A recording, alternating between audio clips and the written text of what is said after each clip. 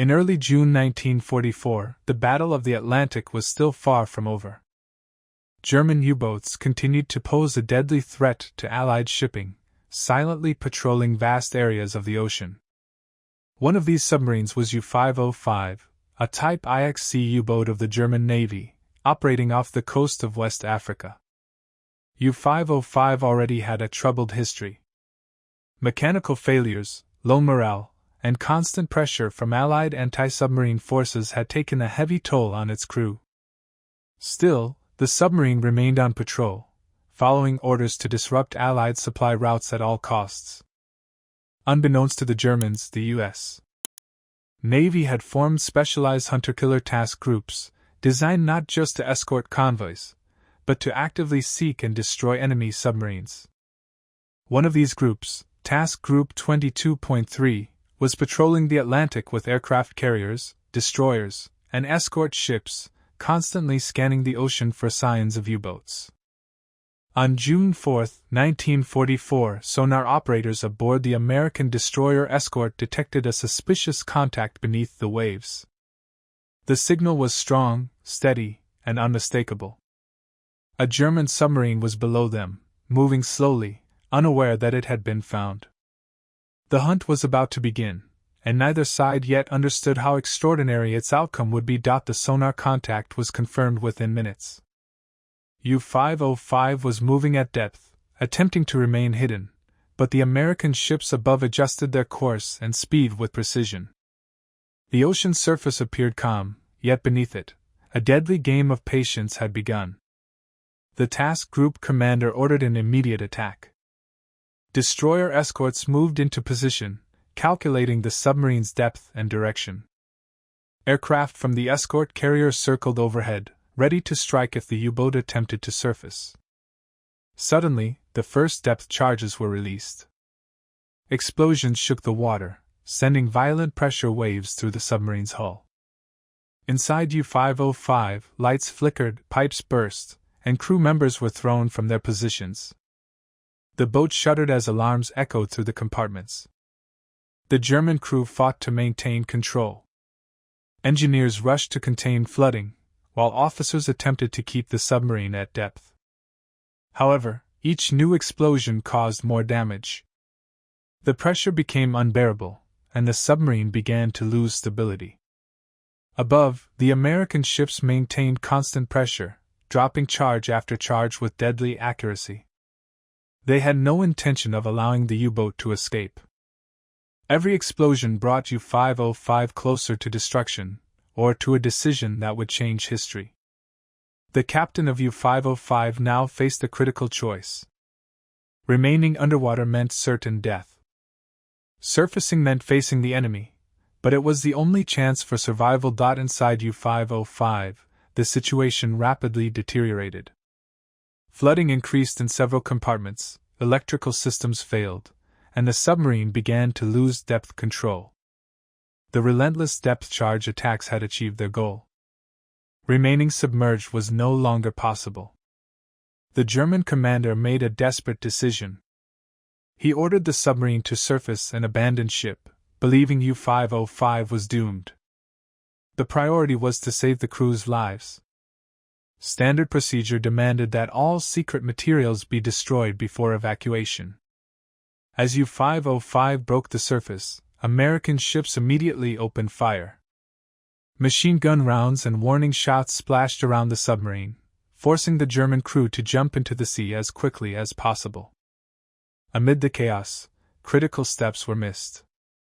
In the confusion, the crew failed to properly scuttle the submarine. Demolition charges were not fully activated, valves were left partially closed, and, most importantly, codebooks, charts, and the Enigma machine remained on board. From the American ships, officers realized something extraordinary. The submarine was still afloat, moving slowly in circles, not sinking as expected. This was an unprecedented opportunity. Instead of continuing to fire, the Americans made a bold and dangerous decision. They would attempt to board the enemy submarine while it was still operational. The moment was unprecedented, risky, and potentially deadly. But it offered a prize that could change the course of the war. At SEA.as U-505 drifted on the surface, the American commanders quickly understood the danger. The submarine could still explode at any moment. Demolition charges might detonate, or flooding could suddenly pull the vessel under. Boarding it meant risking lives, but letting it sink meant losing a priceless intelligence opportunity. A small boarding party was assembled from the destroyer escort USS Pillsbury. These sailors were trained, but no one had ever attempted something like this in combat conditions. They knew the submarine could still be booby-trapped, and no one could be certain the German crew had truly abandoned it. With weapons ready and nerves tight, the boarding team approached U-505 in a small boat. The submarine's deck was wet, tilted, and eerily silent. Smoke drifted from the conning tower, and the hull creaked as water rushed inside. The Americans climbed aboard and quickly confirmed that the submarine was empty. Time was critical. Their first priority was to disable any remaining scuttling charges and stop the flooding. Every second counted, and a single mistake could cost them their lives. As they moved through the submarine, they realized how close they were to disaster. Valves were partially open, machinery was still running, and water continued to pour in. Yet the boat was not sinking. Then came the discovery that changed everything. Locked cabinets and document containers were still intact. The Germans had left behind secrets they never intended to lose. Inside the dim corridors of U-505, the boarding party moved with urgency and caution. Water sloshed across the deck plates, and the smell of oil and smoke filled the air. The submarine was still alive, engines turning slowly, systems humming, as if it might suddenly return to action. The sailors split into teams. One group worked to close valves and slow the flooding, while another searched for explosives and scuttling devices. Every compartment was checked methodically. Any mistake could trigger an explosion or send the submarine to the bottom. Then they found what no one had expected to recover intact. Codebooks, navigation charts, signal manuals, and classified documents were still on board. In one compartment, they located a complete Enigma encryption machine, the heart of German naval communications. The importance of the discovery was immediately clear. These materials could reveal U-boat positions, patrol routes, and communication methods across the Atlantic. It was intelligence of the highest value, the kind that could save thousands of lives. The boarding officer ordered everything secured and removed as quickly as possible. Documents were passed hand to hand, carefully protected from water and damage. The operation had moved beyond survival, it had become a race against time. Above deck, American ships circled, ready to provide cover. Below deck, history was being quietly rewritten, one document at a time. With the most valuable documents secured, the next challenge was even more dangerous. The Americans now faced a critical question. Could U-505 be saved instead of sunk? Towing an enemy submarine across the Atlantic had never been attempted before under combat conditions. Inside the boat, the boarding party worked relentlessly. Valves were forced shut, damaged systems were stabilized, and emergency repairs were made with limited tools. Water levels slowly stopped rising, and the submarine began to stabilize. Every successful action reduced the risk of sudden sinking. Meanwhile, the German crew floated in the water nearby, later rescued by American ships. They believed their submarine had been lost forever. None of them knew that U-505 was still afloat, or that its secrets were already in enemy hands. The American task group commander made a bold decision. U-505 would not be destroyed. Instead, it would be towed in complete secrecy to a secure Allied port. This decision carried enormous risk. If German command learned the submarine was captured intact, all naval codes would immediately be changed. To prevent this, the Americans imposed absolute silence. No radio transmissions mentioned the capture. Reports were falsified. Even rescued German sailors were isolated, told that their submarine had sunk. U-505 now sailed under American control, silent and hidden, carrying intelligence that could shift the balance of the war at sea.as. U-505 was secured for towing. The operation entered its most delicate phase. The submarine could not be allowed to sink, break free, or be detected by German forces. Any mistake would reveal that it had been captured intact, a disaster for Allied intelligence efforts. American sailors worked around the clock, reinforcing tow lines and monitoring the submarine's condition. The Atlantic was unpredictable, and rough seas could easily tear the damaged U-boat apart. Every wave was a threat, every hour a test of endurance and discipline. Strict secrecy was enforced. Only a small number of officers knew the true nature of the mission. Official logs were altered, and radio silence was maintained.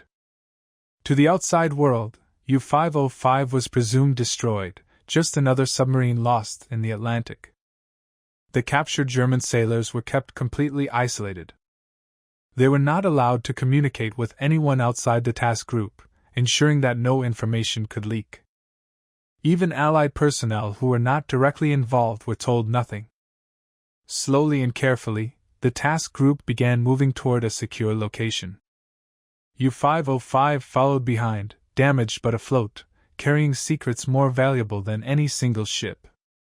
The success of the entire Atlantic war effort now depended on keeping one submarine hidden from the world. After several tense days at sea, the task group finally approached a secure Allied port on the coast of West Africa. U-505, still damaged and vulnerable, was carefully guided into position. Every maneuver was slow and deliberate to avoid straining the hull or causing a sudden leak.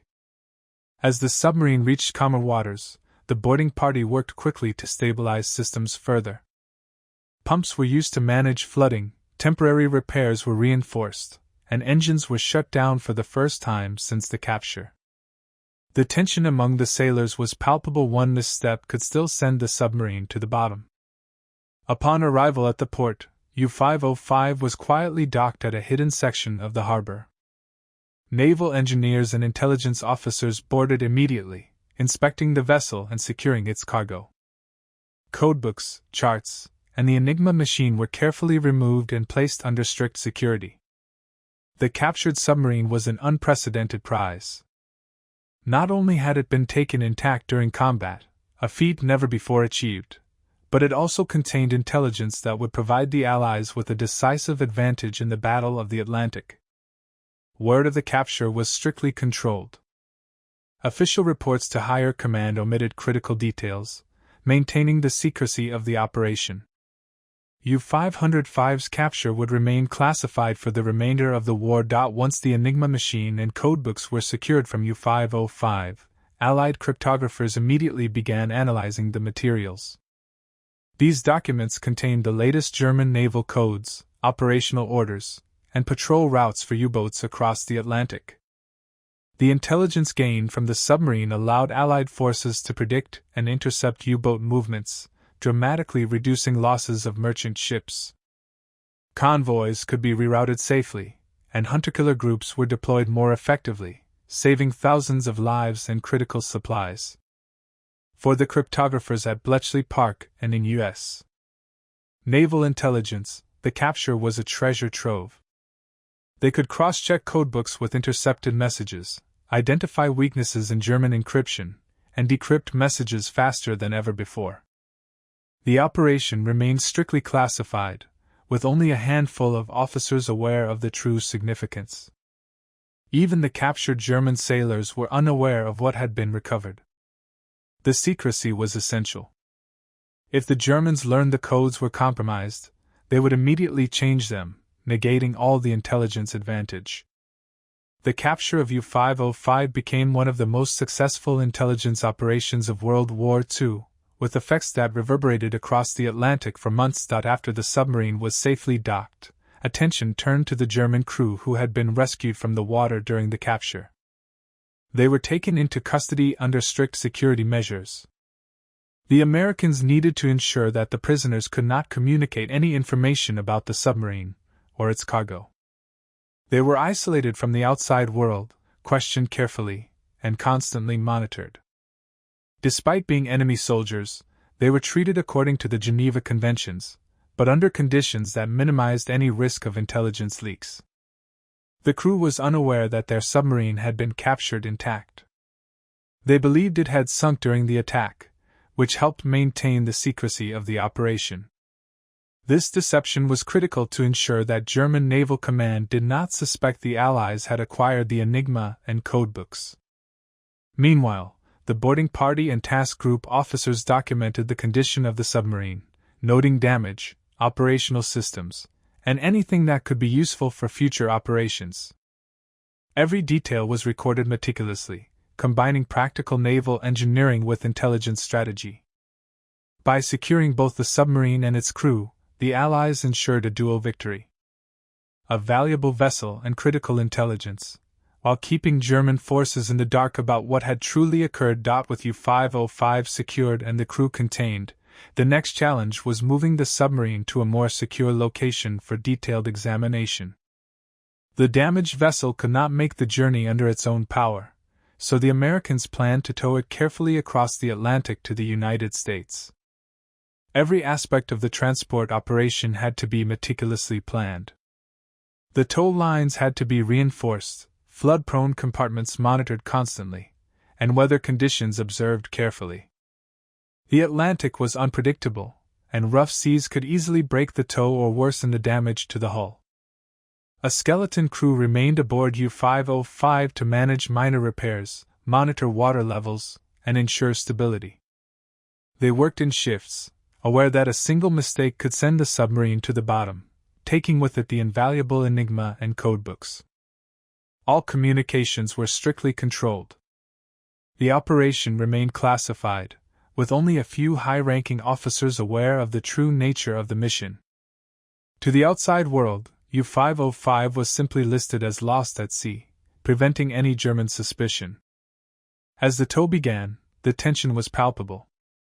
Every mile covered was a success, and the crew knew the intelligence aboard the submarine could change the course of the Atlantic War if it reached Allied hands safely. The journey across the Atlantic was slow, tense, and fraught with danger. U-505 remained under tow, listing slightly from previous damage, while a small American crew stayed aboard to monitor its condition. Storms and rough seas tested both the submarine and the sailors managing it. Every hour brought a new challenge. Water continued to seep through weakened hull sections, pumps had to be operated constantly, and structural weaknesses required careful balancing of weight and pressure. The sailors aboard had to stay alert at all times, knowing that even a single failure could sink the submarine. Meanwhile, the Allied task groups surrounding U-505 maintained strict vigilance. Any sign of German reconnaissance aircraft or submarines could have compromised the secret operation. Patrols circled, and signals were silenced, ensuring no information leaked. Despite the dangers, the crew aboard the submarine remained disciplined. They reinforced bulkheads, monitored flooding, and prepared contingency plans for emergencies. Each successful mile brought them closer to safety, and closer to delivering a prize that could decisively aid the Allied war effort. By the end of the first week, the submarine had survived both the Atlantic storms and its own battle damage, proving the skill and resilience of both the American crew and the vessel itself. After a tense and cautious journey, U-505 finally reached the United States. The submarine was escorted into a secure naval yard, hidden from public view and protected by heavy security. The successful tow had been an unprecedented achievement, ensuring that the intelligence aboard remained intact. Engineers and naval officers immediately boarded to assess the condition of the vessel. They documented every aspect of the submarine: hull damage, mechanical failures, and the state of the onboard systems.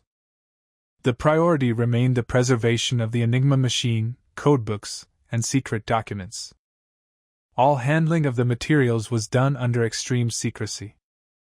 Only a select group of officers and intelligence personnel were aware of the submarine's capture. Official reports to the wider military command simply listed U-505 as captured without revealing the full extent of the operation. The submarine would later become a tool for both intelligence and training, allowing the Allies to study German naval engineering and tactics firsthand. It remained a key asset, a tangible symbol of one of the most daring and successful intelligence operations of the war. By reaching the United States intact, U-505 provided the Allies not just with documents, but with a significant psychological and strategic advantage against the German U-boat campaign. Once U-505 was secured in the United States, intelligence officers began a thorough analysis of the captured materials. The codebooks and Enigma machine allowed cryptographers to decode German naval messages with unprecedented speed. Allied convoys were rerouted away from dangerous patrol zones, and U-boat losses increased significantly. Naval engineers also studied the submarine itself. Insights gained from U-505's design helped the Allies understand German submarine construction, propulsion systems, and vulnerabilities, informing both defensive strategies and the design of future vessels. The operation remained completely secret for the duration of the war. German Naval Command continued to believe U-505 had been destroyed, and the Allies maintained the element of surprise in the Atlantic. The intelligence gained helped to shorten the Battle of the Atlantic, saving countless lives and essential supplies. The bravery and skill of the boarding party were recognized quietly, but the true significance of their actions would not be publicly acknowledged until decades later. U-505 became an enduring symbol of courage, resourcefulness, and the critical role of intelligence in modern warfare. The capture of U-505 stands as one of the most extraordinary operations of World War II. It was the first time the U.S. Navy captured an enemy warship intact since the 19th century, and it delivered intelligence that had a profound impact on the outcome of the Battle of the Atlantic. The boarding party and task group demonstrated exceptional courage and ingenuity. They risked their lives boarding a damaged, potentially booby-trapped submarine while still under threat from enemy forces and the Atlantic itself. Their actions ensured that critical German codes, operational plans, and the Enigma machine were secured. After the war, the submarine became a museum exhibit at the Museum of Science and Industry in Chicago, where it serves as a tangible reminder of the daring operation and its importance.